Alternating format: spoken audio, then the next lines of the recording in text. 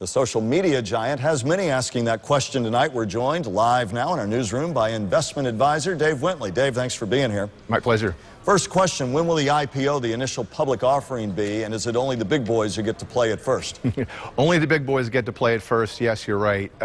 They announced yesterday they will be going public sometime in the spring. There's not a specific date as yet. And with an IPO like that, when I say that, who gets to buy in first? And talk a little bit about that mechanism and how it works.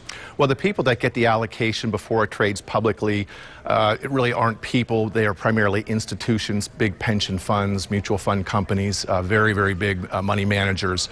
The average investor rarely has access to that, to the pre-market shares. So the average investor, should they buy in? And I have to ask, I'm curious, are you getting a lot of phone calls because people say, yes, wow, Facebook, I should buy. I'm getting Should they, and what do you say to them? Yes, I'm getting a lot of phone calls, emails.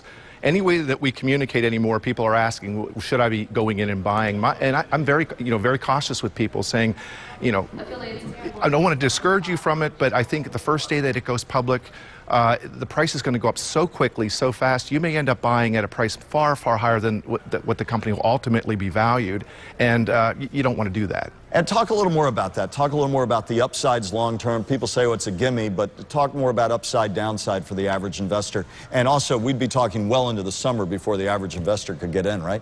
No, the average investor will be able to go in on the day that they begin trading.